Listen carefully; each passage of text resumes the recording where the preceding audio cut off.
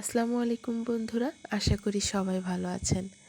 আমি আজকে কিউট ক্লিপটি তৈরি করে দেখাবো। তো ক্লিপটি তৈরি করার জন্য আমি এখানে একটি কটন কাপড়ে ক্লিপ দিয়ে আর্ট করে নিচ্ছি। তো ক্লিপের শেপ দিয়ে এর ভিতরে ছোট ছোট আমি ফুল দিয়ে নিয়েছি। আপনারা চাইলে যে কোনো ফুল দিয়ে এটি তৈরি করে নিতে পারবেন, এটা আপনাদের পছন্দ মতো। আমি কেন জানি না মনে হলো যে পিঙ্ক কালারের ওপর সাদা কালারটা ভালো ফুটবে, কিন্তু তৈরি করার পরে আমি আমার একজন ভাবিকে দেখালাম।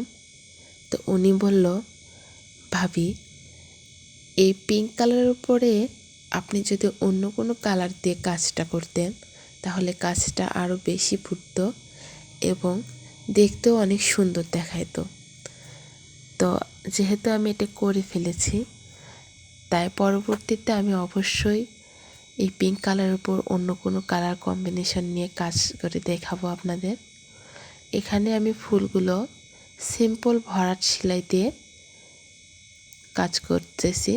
তো এখানে ভরাট সেলাইয়ের কিন্তু তেমন কোনো কাজ নেই, শুধু এপাশ থেকে সুতা তুলে ওই পাশে দেয়া। তো বেশি একটা কাজ নেই এখানে। তো আমি ভরাট সেলাই আসলে সবাই মোটামুটি পারে, এটা আসলে বলার কিছু নেই।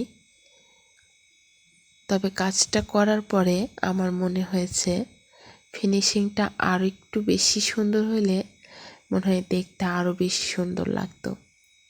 তো যাই হোক বন্ধুরা, সবাই কমেন্ট করে জানাবেন যে এই ক্লিপটি কেমন লেগেছে। আমি এখন ফুলগুলোর মাঝখানে হলুদ কালার সুতা দিয়ে নট সেলাইটি দিয়ে নিব। এই সেলাইটিকে কিন্তু নট সেলাই বলে। তো আমি নট সেলাইগুলো দিয়ে ফুলের মাঝখানটা ভরে নিচ্ছি। আপনারা কিন্তু অবশ্যই কমেন্ট করে জানাবেন যে আমার এই হেয়ার ক্লিপটি কেমন হয়েছে এবং এই পিঙ্ক কালারের সাথে কোন কোন কালার কম্বিনেশনে তৈরি করলে ক্লিপটি আরও বেশি সুন্দর দেখাবে।